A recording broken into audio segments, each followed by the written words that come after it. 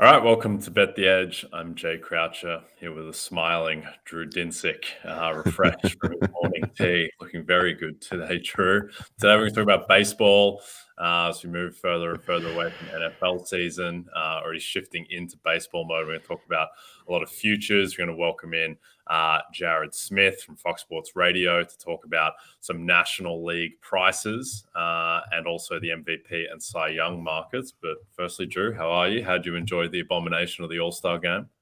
That happened? Oh, I missed it. Bummer. No, it was real bad. Although this is a fun sports weekend for those of us who partake in the country club sports. I don't know if you saw, but Miss Iga Swiatek comes through the Doha Open with looking absolutely invincible. Scary for everyone else on tour as we head into the slower hard courts and then onto the clay.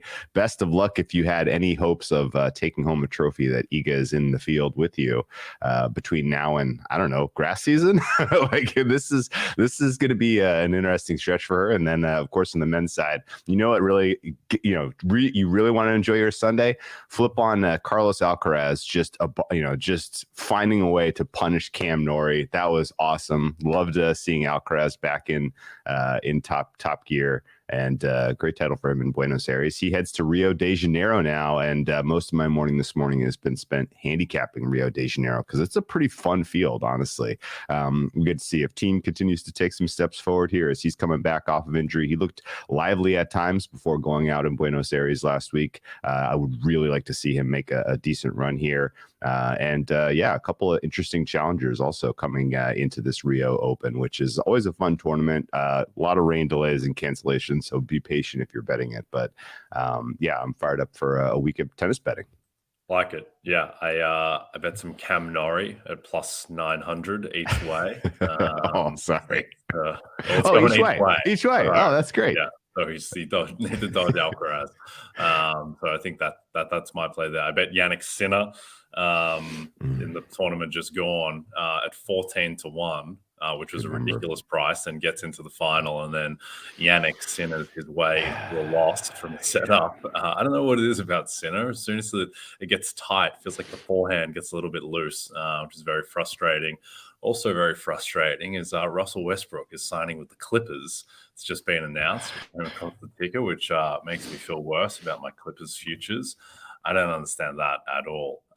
Bench unit looked really good with Eric Gordon and Mason Plumlee. I think Russ is close to done, but maybe a little run of Sixth Man of the Year again for Russell Westbrook. But I think he might actually start, which is the issue. I don't like this move at all, Drew. I assume you don't either. No, I thought you were coming with now my son's Pacific division is under pressure, but no, you went the other way of now. Russell Westbrook is going to cook the Clippers. It seems like for whatever reason, I and Paul George have way too much sway in how.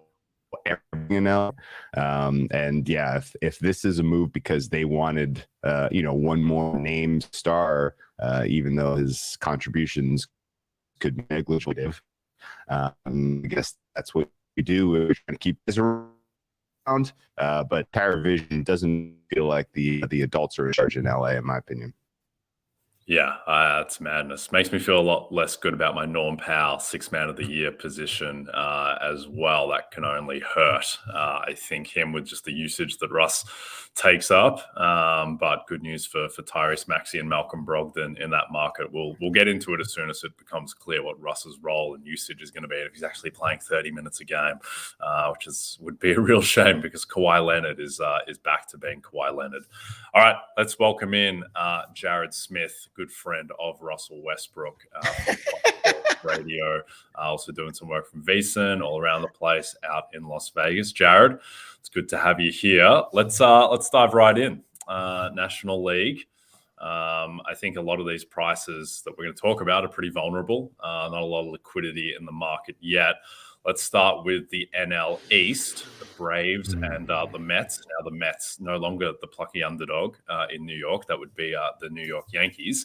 They are the joint favorites for the NL East at plus 135 on PointsBet. The Phillies are plus 290, fresh off their World Series appearance. So they're going to have to do it without Bryce Harper for a lot of the season.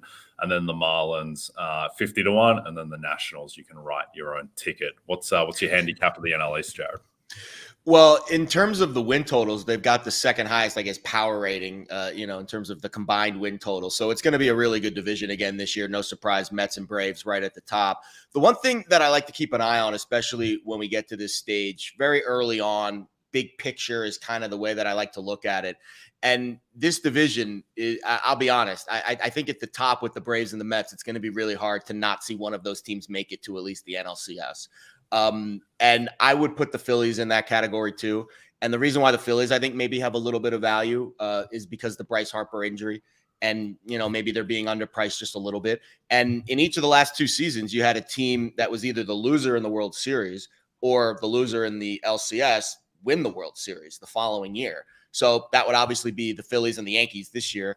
And that would be I would say an intriguing market for the Phillies to win the World Series at around 15-1, because you do have, again, Trey Turner coming in, who I think is going to be fantastic this year, and maybe just a little bit of underpricing because Harper's going to miss about half of the season. But just what we've seen, if the Phillies can, do what they did last year, which is underachieve for the first half and then, make a run in the second half, I don't know if Harper being out for those first 50 or 60 games or so is really going to have an impact on the full picture for them. But obviously one of the toughest divisions in baseball. I would say the Mets are dangerous too, because they're going to be willing to spend and add at any point, especially when we get closer to the deadline. But I think the Phillies pricing wise would be the way to go here for me. Yep, I think that makes sense. And I think that one thing with the Phillies, it's weird because obviously he signed a monster contract and he's a big name. Yeah, good. Sorry, I was just going to say, I think Trey Turner is almost underrated, and he's projected by some systems as the best player in the NL in terms of projected WAR, and he is going to help, I think, bridge the gap a ton until Harper gets there, and then they've got a ton of upside. It's just that they're coming from so far back in terms of the Mets and the Braves when you're missing Harper for that stretch. So if they can keep pace, then I think that's interesting. But Jared, is there a team between the Mets and the Braves that you like with that the same price at the moment? I think the Mets, just because the willingness to spend that I think Steve Cohen's going to have. And again, there is no price that he will not, like, if he thinks that they can go out and get a guy and they have to spend an exorbitant amount to get him, whether it's a contract situation that they have to absorb at the deadline, or even if it's a free agent that pops up over the next 6 weeks or so. Yeah, I think the Mets are a team that there's upside to that number because of the splashiness that the ownership group can have there. And I agree with you 100% on Trey Turner. So I was looking at all the WAR projections last night in the National League for the hitters. Juan Soto, out of the 7 WAR projections I looked at, 5 of them have Juan Soto, and the other 2 have Trey Turner as the highest projected WAR for the upcoming season. So you want to throw Turner into the mix as an MVP candidate. I think that makes a lot of sense too. And there's upside to that number. I think I saw 10-15-1, somewhere in that range. And he's not the favorite. So I would say Turner and the Phillies are probably the best pricing upside that you could see, but it's hard not to take a hard look at the Mets because of who their owner is and who they have at the top of their rotation. And I think they're going to be a team that'll probably add at some point some kind of splash name. Yep, I think that makes sense. And I think also, like, the one thing that, say, like Fangraphs projections don't bake in is upgrades or selling at the deadline, and how that factors in. Obviously, you're just going off of the current rosters, and the Mets are probably, the most likely team in the entire league to make an upgrade if they need it at the deadline. Whereas, we'll talk about teams like the Diamondbacks in the NL West, but, they're not going to be, trading for superstars at the deadline. So I think that's important to bake into the price. Drew, what do you make of the NL East? Well, anyone who bet this market last year remembers it required patience. There was wild swings as the year goes on, and it's a long baseball season. So I'm fine taking the strategy of grab the price in terms of the top three that have a realistic chance to win. Take the price on the Phillies at plus 300. If they get out to any kind of a hot start, then that's going one way.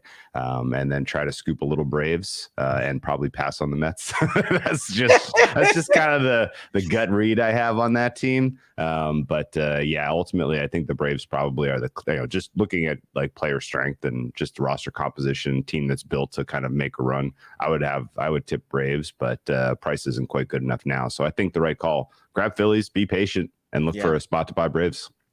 Yep, I think I would probably lean Braves in the division just because they have a bit more depth than the Mets, even if the Mets can fortify with making moves at the deadline. But the Braves, I mean, their level of depth, both at superstar level and they're being able to replace guys kind of deeper on the team. I mean, if they lose any guy, we've seen that Acuna wasn't himself last season, and it just didn't matter because they've got so much depth. They're bringing up guys like Michael Harris and Spencer Strider, who turned into two of the best players in all of baseball. Just one of the best organizations around. All right, let's talk about the NL Central, maybe the worst division in baseball, but AL Central, that nod, but I think it probably is the NL Central. And the Cardinals, last year's champs, they are favorites at minus 125, then the Brewers plus 175, the Cubs are plus 550, and then the Pirates and Reds, not particularly realistic, both 66 to 1. What do you make of this market, Jared? Yeah, again, in terms of the simple math and just adding up the win totals for each division, the NL Central's in the caboose by a pretty significant margin too, actually. And I think that's the first thing you have to, kind of quantify, because this division now you have a different schedule format, whereas before you had, I think 76 games against your division, now down to 52.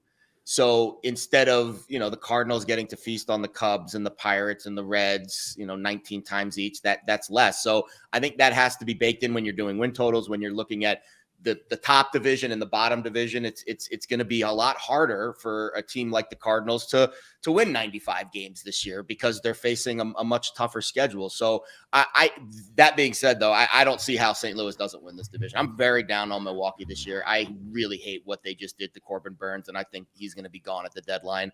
And I don't really see any chance for these lesser teams to make a run because they're just so bad. Maybe the Cubs, you can make a case because the farm system's okay, but the Pirates and the Reds are just there. Look at those prices. I mean, you guys have been doing this longer than me. I don't recall division prices that long at this stage. I mean, that's just insane at 66 to 1 out of a 5-team race there. So as much as the chalk doesn't interest me in terms of upside, I don't see how St. Louis, based off of the weakness that I see with Milwaukee and kind of the rest of the division, just being bottom feeders. I don't know how St. Louis doesn't come on top with this one. We're only 2 years removed from the Giants cashing an NL West preseason price that was like in the 200 to 1 range. So it's crazier things have happened. Crazier things have happened. But that said, I'm not making a case for the Pirates or the Reds. You're going to make a big case for one of those teams there after that one. Well, the Reds have more raw talent, certainly. Pirates look like this is just another running back season for the Pirates. But no, the Reds could surprise. I don't mind taking a price on the Cubs. You mentioned it. The Cubs have depth in the farm system. Yeah. They could, they need some surprises in the pitching department because that lineup looks like they're going to score some runs. They're going to get 4 or 5 runs on the regular. They just need to be able to hold their opponents under 6. And right now, with the way that pitching staff is lined up, they need help pretty quickly. But 550 is a decent kind of long shot-ish price to see if the Cubs finally put something together. They definitely, they made some financial investments in the club, which is always a good sign. So, who knows? Yeah, I think the Cardinals are the bet here at minus 125. No, it's not a lot of fun tying up minus 125 for 7 months, but at the same time, I think that is the value. I think it should be more like minus 150. Wow. I think the Brewers, if everything goes right for the Brewers in terms of health, and those guys at the top of the rotation, guys like Burns and Woodruff and Peralta, et cetera, if they all stay healthy and you're getting 30-plus starts out of all of them, then maybe, yes, they win the division. But it falls apart very quickly for the Brewers, whereas the Cardinals have got, I think, certainly more offensive star power at the top and then just more depth. Like they don't guys like Nolan Gorman, they don't even really need Nolan Gorman this season. If he pops, if he is all of a sudden a 3-4 WAR player, which is definitely possible, then just the rich get richer. So I think the Cardinals are definitely the play in the NL Central. Let's jump to the NL West, which is a bit more wide open than usual. Most years you see, at least of late, the Dodgers would be minus 500 or so to open the season. They're not this season. They're minus 150. Obviously, they lost Trey Turner. Not the juggernaut quite that they looked like in years past, where their win totals were, inching around 100. The Padres, fresh off beating the Dodgers in the playoffs, they're plus 135. And then a couple of long shots who I think are both somewhat appetizing at their current prices. And that's not the Rockies, but the Giants and the Diamondbacks. San Francisco 11-1 and the Diamondbacks 50-1. What do you like in this division, Jared? Yeah, I think Arizona, especially farm system's been fantastic, and we'll get to it when we get to the award markets. But it's like a perennial bet for me on Zach Gallen to win the Cy Young, just because of the upside that he has there. I think the Padres are a very dangerous team too, and you kind of nailed it, Jay. You're getting a price now that the market's kind of telling you that this division's open for business, whereas in years past it really hasn't been. So I think San Diego, if you can kind of get Juan Soto to perform to what the projections are saying. And again, I said it a little earlier about 75% of the Fangraphs projections have him as the highest wins above replacement this year among National League hitters. So if that's the guy that's going to carry the team, and of course the rest of the talent up and down the roster, I mean, you name it, they've got an all-star at almost every position. You are getting an underdog price on them, even though it's a little bit tighter than maybe I would have liked in prior years, with the Dodgers kind of, gobbling up most of the equity in this division. I would say San Diego would be a bet for me. Ooh, fun handicap. Basically, I just kind of want a Dodgers no price at plus 150, right? Yes. Yeah, absolutely. Feels like there's someone is going to pick their pocket this year. Kind of just weird vibes all around what's going on with the Dodgers. And, after as incredible a regular season as they had last year, to flame out so spectacularly in the playoffs and then really not give the lineup any kind of a pop in the offseason was a weird move. So, pick your favorite, long shot. I think put some of that in your pocket, see if they can get off to a hot start. And then, ultimately, if it is the Padres, I don't think any of us are going to be surprised, just considering who they have at the top end talent there. Is there just sort of in general a win total that really catches your eye in this particular market? Well, what's the Padres total? That would be the one I would look to the over, and then the Diamondbacks as well. Padres right now plus 100 over 93.5 wins. Yeah, that's it was funny because I was at one of the shops here in town, and they were showing me their win totals, and it looked like Dodgers and Padres were on the same rung, like on the same tier, which I thought was very surprising. I think they were one win apart. I think it was 95 and 94 for the Dodgers and Pirates at one of the local shops here in town. That's pretty good at doing this. So I would say over on the Padres. I don't know if I'm willing to bet under on the Dodgers, because again, I think the schedule is really going to impact the win totals this year. Whereas the Dodgers usually would have to face the Padres 19 times. Now you only have to face them 13 times. They're going to get to face the NL Central and the American League Central. All 30 teams face each other this year. I think that is an interesting curveball, pun intended, with the win total markets. I don't know if that's fully baked in at this point. Yeah, I think particularly with the awards stuff. Last year I bet on basically every NL MVP candidate except for Paul Goldschmidt. Just faded. I thought his price was just wrong up until the last 2 weeks of the season, and then just spent the entire season riding, Machado at 40-1 and Nolan Arenado at 50-1, and just watching Goldschmidt just beat up on Reds pitching, on Pirates pitching, on Cubs pitching, and it was absolutely brutal. There was just no way in. Unfortunately, Arenado couldn't punish the pitching to the same extent. But yeah, I think that is a really interesting wrinkle, and certainly skews over for these juggernauts in the NL West. I think the Giants as well are probably being a little bit slept on, just off the basis that they were, they did win the division 2 years ago. They were a 100+ win team. They are a really well-run organization. Now, their win total is only 80.5. To me, that's too low.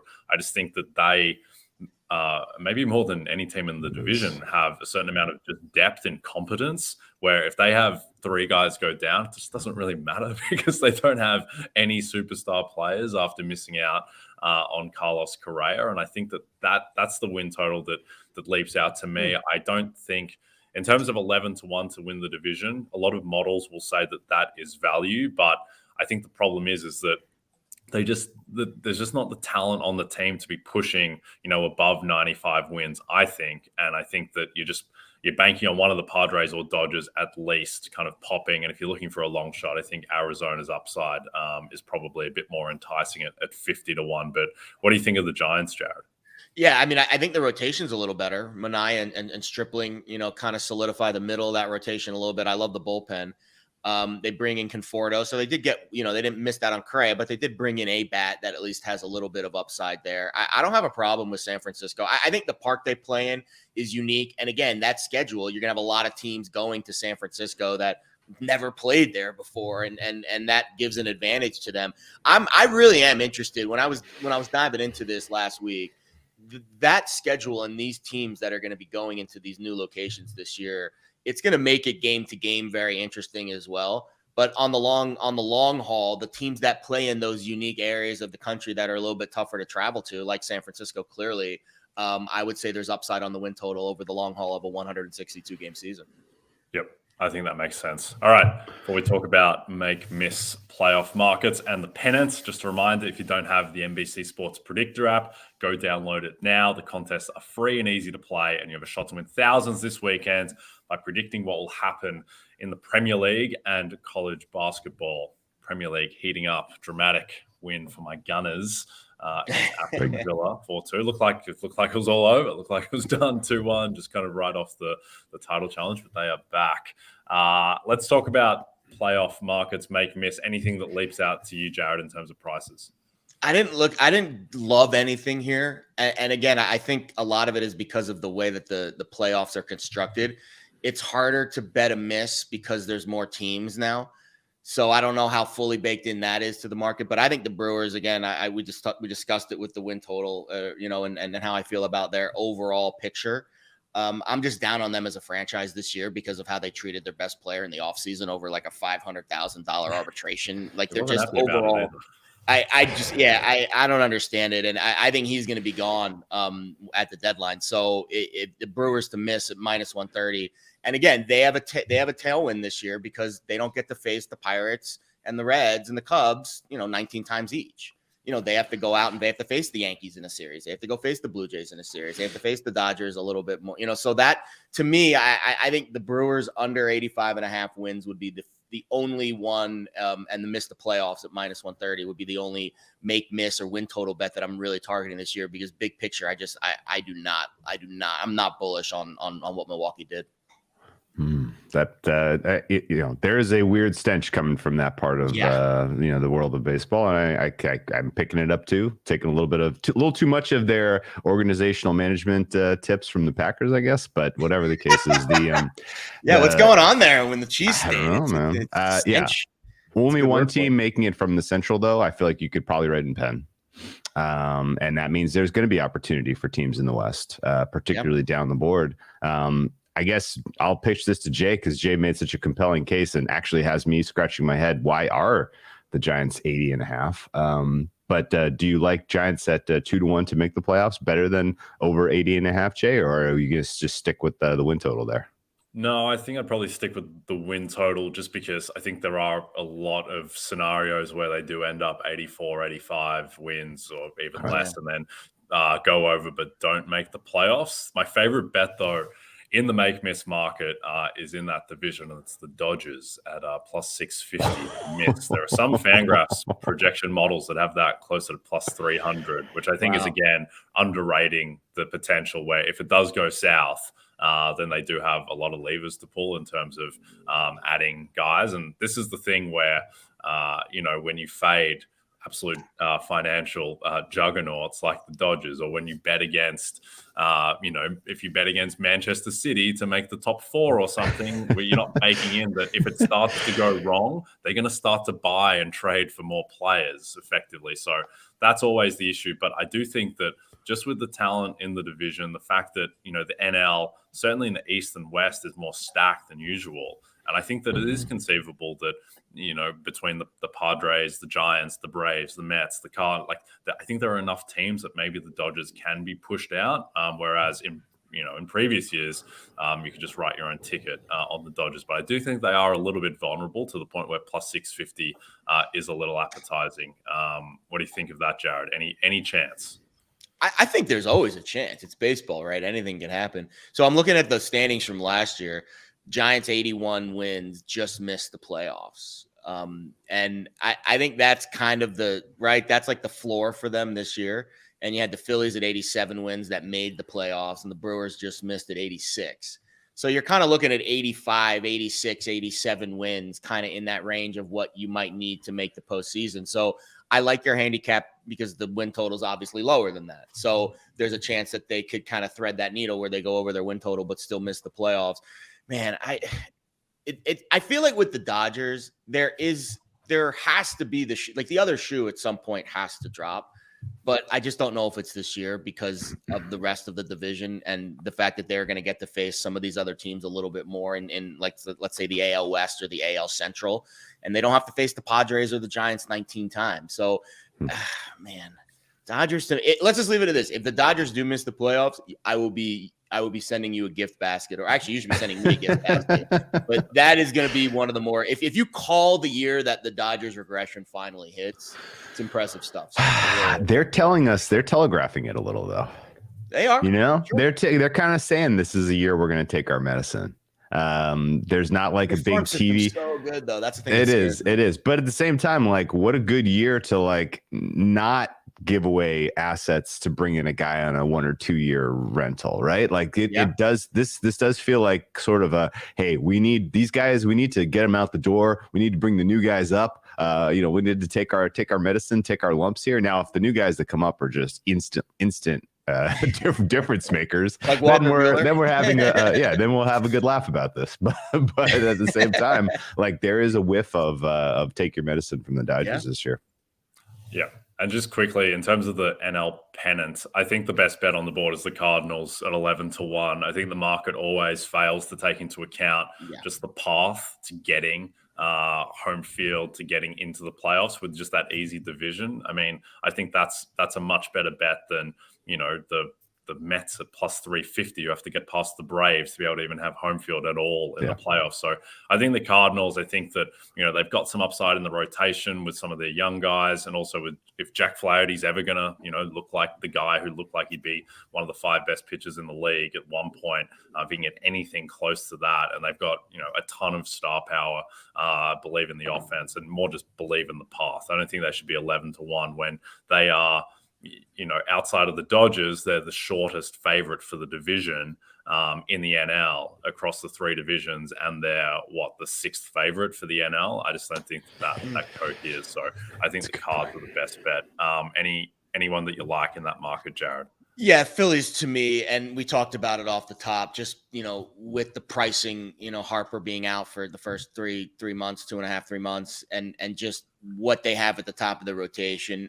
Aaron Nola is the guy that I was kind of targeting to be the Cy Young, I don't want to say long shot, but let's say mid-range guy, because his WAR projections pretty high on Fangraphs as well, right up there with Corbin Burns. So I think the Phillies, if they can figure out a way to overcome the lack of Bryce Harper for a couple months, that's a price that if they can make some headway in that division early, I do think there's some upside there.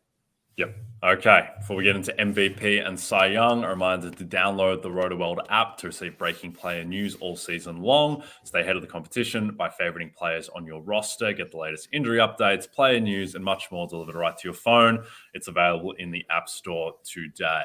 All right. National League MVP, market that was close to my heart in 2021 with Bryce Harper winning from 120-1 and was my biggest ever loss last season. Just fading Paul Goldschmidt until I could no more.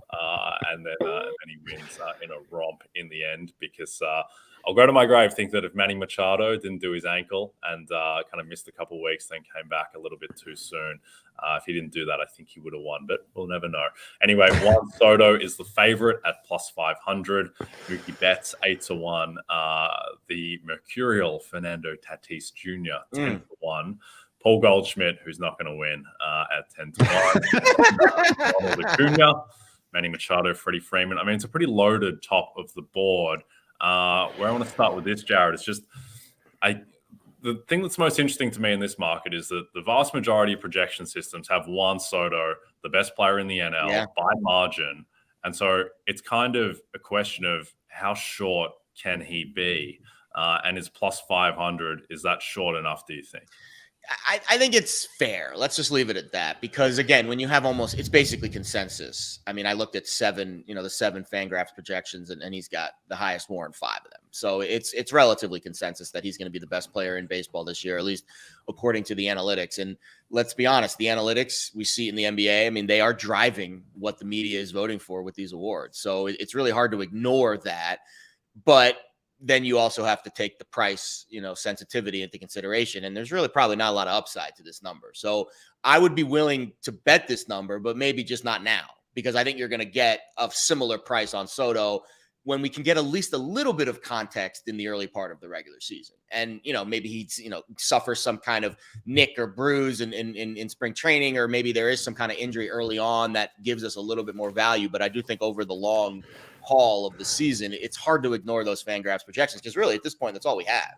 There's not a lot of context to add to these numbers at this stage before we even really get to spring training games. So I would say the Soto price is probably fair, but I'm willing to be patient on it. Yeah. If I'm going anywhere in this market outside of Soto, it's youth.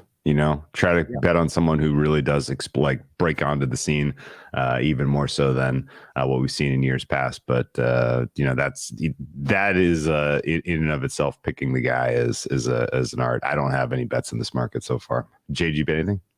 I think with NL MVP, it's an interesting market opposed to AL, because NL is a lot flatter, where I think the AL is just kind of poisoned, because I think Shohei should just be close to even money to win MVP every year until proven otherwise. Because, I mean, last year it took a guy hitting 62 home runs to beat him in what was, at least in the media coverage, considered a close race. In actuality, it probably never really was because of Judge's numbers. But I just think that Shohei, and to a lesser extent Judge, are just anchoring that market so much that it's just very difficult to get there.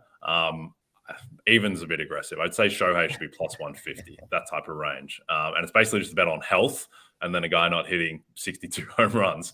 In this market, I think the best way to play this is that the market typically overreacts to the first couple of weeks of the season. Like Nolan Arenado moved into a ludicrously short price after a really hot start last year. In the end, it turned out that he was really in the mix. But I would wait until, say that someone like Acuna or Betts or Arenado, if they start off really cold for 2 weeks, just remember that 2 weeks of a baseball season is nothing, and can get swallowed up really quickly. And if the market overreacts and all of a sudden 2 weeks into the season Ronald Acuna is 30-1, then that's just absurd. And so I would probably wait for that and just fade basically whoever gets the really hot start. Soto is difficult, because I bet some Soto at plus 700, at plus 500. I probably wouldn't get involved at that point. It's so short. There's so many guys, and you can probably just get a look at how he starts the season before jumping in at those prices. And really, if you're betting this market, you're hoping that the MVP is not Juan Soto, because he is the one guy who could really, if he starts off hot and then he gets into plus 300 and then you just never get a look at the market. But I think you just have to fade Soto. So hard to go wire to wire in this one, though. MVP is the one that you just very rarely see wire to wire. Yeah, Acuna is interesting too. I mean, coming off the injury, and he looked great. I saw he won like the Venezuelan home run derby. Like, he looked fantastic. So I'm curious how he kind of gets back into form early on. But that's a name, with the Braves being a high upside team, under the radar. It's hard to call him under the radar, but because of the injuries and because of what he's coming off of, maybe that is a guy that starts a little bit slow getting back into form, and then you can pounce on him at a better number. Yep. Trey Turner, who we talked about, 15 to 1. I think that's probably, I mean, we mentioned it before. I think that is probably, as Johnny VTV, friend of the show, notes that 15 to 1 to producing a good lineup since Harper is done for the first half of the year. I agree. I think the stolen base stuff, I think, is a little bit overblown, but at the same time, Turner will benefit from it.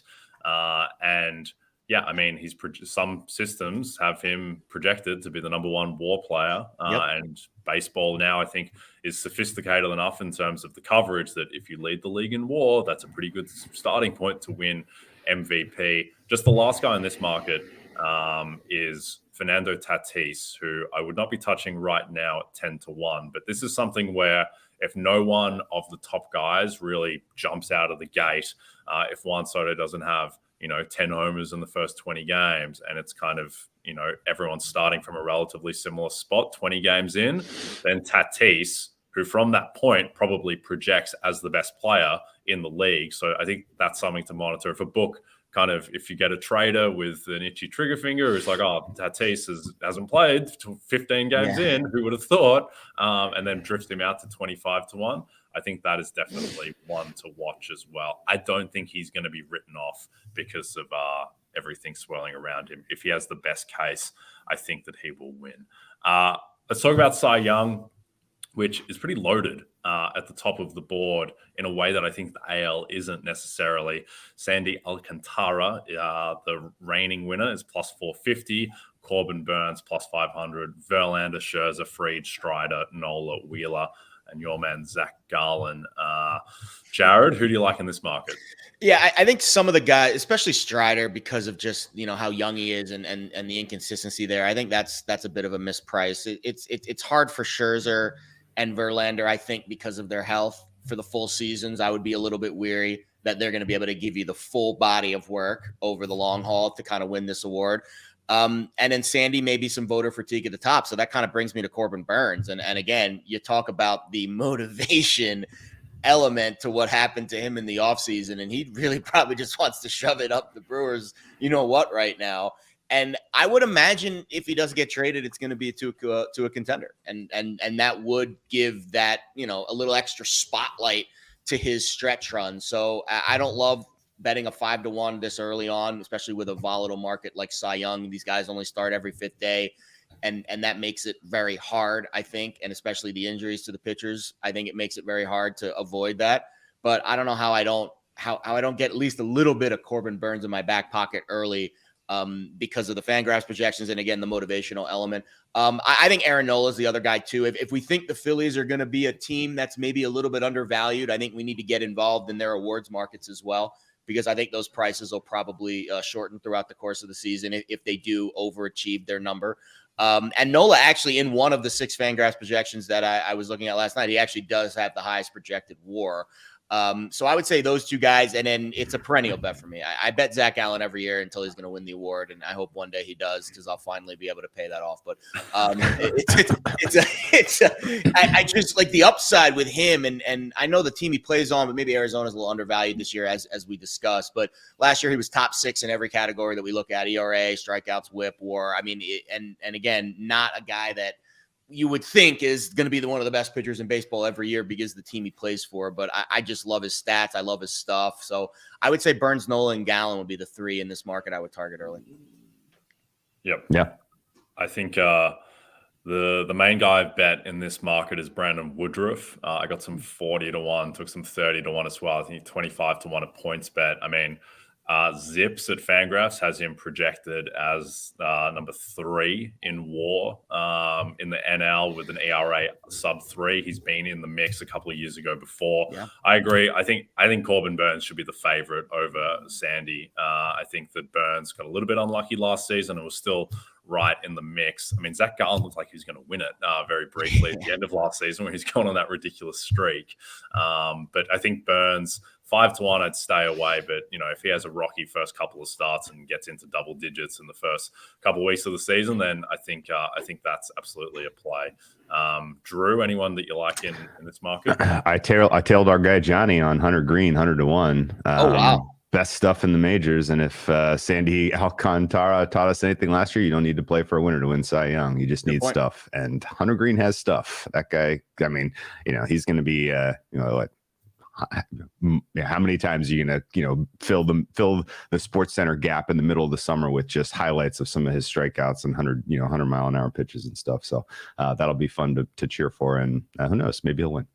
Yep, I like that. Ton of upside there. I also back Nick Lodolo at 100-1. Hunter Green's red. teammate, where he's some projection systems have him projected above Green. They're in the same neighborhood, but I think Lodolo changed something with his curveball towards the end of last season, at which point it was just night and day his performance. And so that's always something to look into. When someone's just like made a specific change with a pitch and then just thrived in the last 6 weeks of the season when no one's watching the Cincinnati Reds. And I think that, to your point, Drew, team performance doesn't matter. And then also to your earlier point, Jared, around Corbin Burns potentially getting traded. I think Max Scherzer, when he got traded to the Dodgers, he would have won Cy Young if he didn't blow up in his last 2 starts in 2021. He gave up like 10 runs in the last 2 starts, went from favorite to dead. But he showed that getting traded mid-season, I just don't think it matters for Cy Young. It's just purely who the best pitcher is. There's no value component in the word around the award. So I think that, if I wouldn't worry about anyone getting traded if you bet on them. All right, Jared, this was fun. A lot of info. Yeah. Go ahead and fade the Brewers, back the Cardinals, and back everything else that you've said. Fine. Can you tell people where to find you and your content? Yeah, every Saturday, Fox Sports Radio, 6 to 9 Pacific, and then various segments on VSiN and Bally Sports doing all kinds of fun gambling content. So even though football season ends, right, the show goes on, as they say. Yep, keeps on going. You can follow Jared at Jared Lee Smith on Twitter. Thank you, Jared. Appreciate you guys. guys. Drew, as we wrap up, anything that you're on tonight? Looking for Nicola Jerry, Chilean player, to give us an upset in Rio de Janeiro. That's maybe my favorite bet on the board in the tennis market. You can get him at plus 175 range. I make his fair price about plus 130 today. So let's go, Jerry. Let's get the upset. Jerry, very good. All right, what a note to wrap up on. Don't forget to check out NBCSportsEdge.com for more information to help you with your wagers. Thanks to those watching on the NBC Sports YouTube channel, and please subscribe and rate us if you're listening to us in podcast form. From Jay Croucher and Drew Dinsick, thanks again to Jared Smith, and we'll be back tomorrow.